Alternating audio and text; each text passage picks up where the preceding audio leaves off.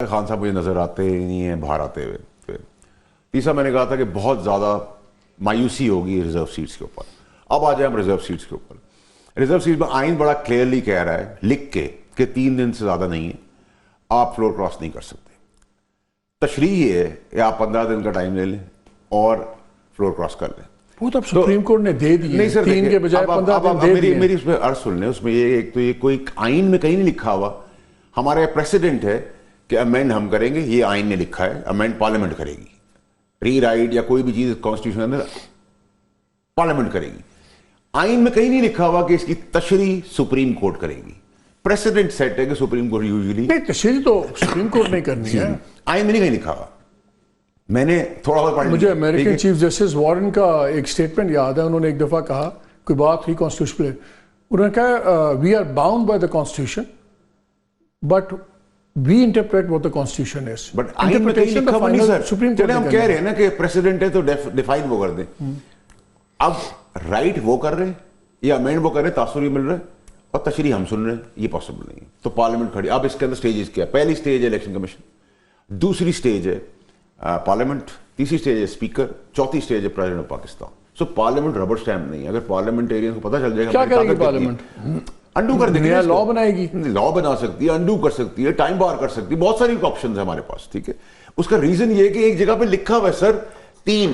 اچھا جملہ لگا ہے مجھے, بہت سارے آپشنز ہیں ہمارے پاس. ہم میں کون کون ہے؟ پارلیمنٹ نا سر, پارلیمنٹ سپریم ہے نا سر. ٹھیک ہے.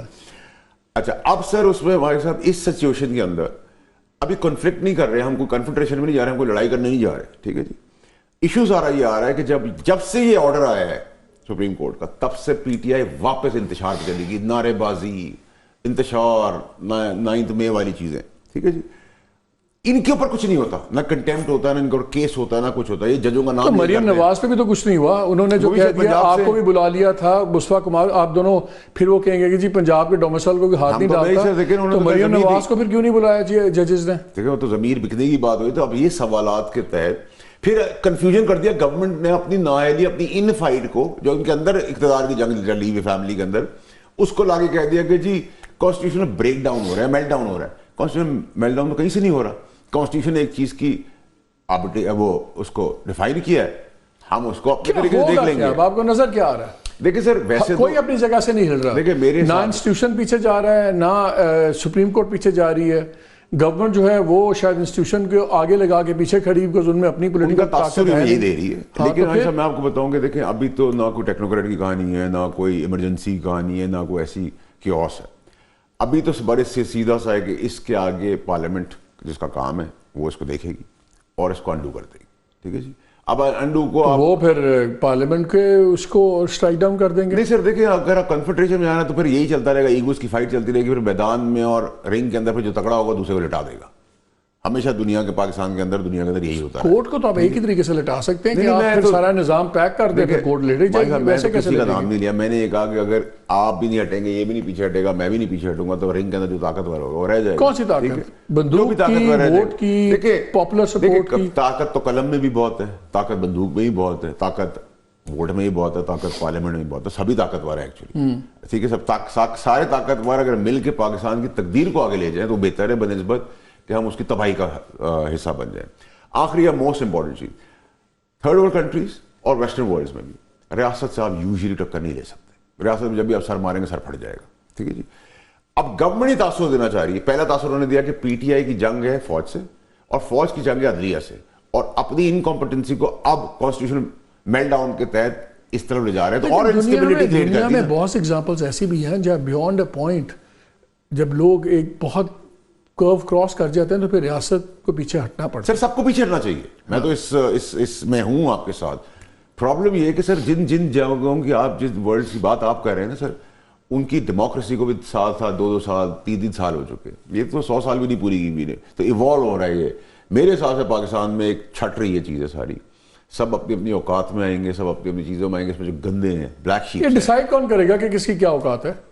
سر اب سب چیلنجنگ پوزیشن پہ آ گئے ہیں. جو رائٹ ہے وہ کھڑا ہو جائے گا, جو رانگ ہو وہ مارا جائے گا. مستعد 2 باتیں. پہلے تو because you are lawyer also, تو میں کہا 2 لیگل پہلے چیزیں پوچھ لیں. میں بہت زیادہ کرٹیکل رہا ہوں فائز عیسیٰ صاحب کا بہت سے ایشوز کے اوپر, لیکن ابھی جو لیٹسٹ ہوا ہے, جب انہوں نے کہا کہ یہ آپ اپیل سن لیں, مریم نواز کے بیان کو سائڈ پہ کرتے ہیں, وہ تو اب جیسے بھی کہیں اٹس کمال بیان ہے, مطلب کہ آپ اس طرح دھمکی دے رہے ہیں کہ اٹس انبلیویبل. اب دیکھتے ہیں سپریم کورٹ یہاں پہ بھی اتنا ہی دم خم دکھاتی ہے کہ نہیں دکھاتی. بٹ ہیونگ سیڈ دیٹ, جو فائز عیسیٰ صاحب نے سٹانس لیا تھا کہ یار اگر آپ نے یہ اپیل آپ نے 15 دن کا وقت دیا اور جو اپیل اس کے اگینسٹ آئی ہیں آپ ان کو سنیں ورنہ وہ فریکچرس ہو جائیں گی, اور انہوں نے کہا کہ جی ہم تو چھٹیوں پہ ہیں تو یہ نہیں, از دس اے گڈ انف ریزن؟ دیکھیے مالک بھائی, پہلی چیز تو یہ ہے کہ we can't wish P T I away. Exactly. Pakistan کے لوگوں نے بینگن ٹماٹر کریلا ایک وزڈم کیا تھی, انالیسس کیا تھا کہ جی ایک جماعت جس کا سربراہ جیل میں ہے, جس کا انتخابی نشان اس سے لے لیا گیا ہے, کینڈیڈیٹس ان کو ہر جگہ نئے دینے پڑے ہیں, کوئی جلسہ جلوس نہیں, کوئی کارنر میٹنگ نہیں, تو ایٹ بیسٹ کیا ہو جائے گا 25 سے 30 سیٹیں میکس. یہی سب کا تجزیہ تھا نا. تو پاکستان کے لوگوں نے 8 تاریخ کو وہ سب کا جو تجزیہ تھا اس کو اڑا کے رکھ دیا, بینگن ٹماٹر کریلا بورے مار مار کے اس کے اوپر.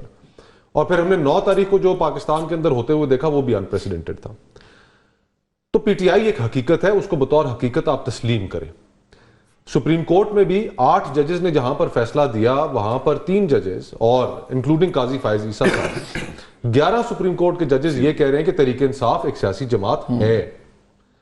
جو 8 ججز کے علاوہ 3 ججز کا جو اختلاف ہے وہ انہوں نے بھی کہا کہ جی الیکشن کمیشن جو ہے اس سے انٹرپریٹیشن میں غلطی ہوئی.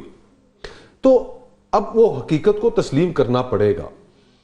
اور آپ ایک پولیٹیکل فورس کو کہ جس کی ایک فیڈریٹنگ یونٹ کے اندر حکومت بھی ہو, آپ یہ نہیں کہہ سکتے کہ ہم اس پاپولر پارٹی کو کہ جس کی سب سے زیادہ جماعتیں بھی ہیں قومی اسمبلی میں اور پھر جس کی ایک فیڈریٹنگ یونٹ میں حکومت بھی ہے, ہم اس کو پابندی کا شکار کرنے لگے. اور بڑے سینسٹیو فیڈریٹنگ یونٹ میں, بڑے سینسٹیو ٹیررزم کا ایشو اتنا بڑا.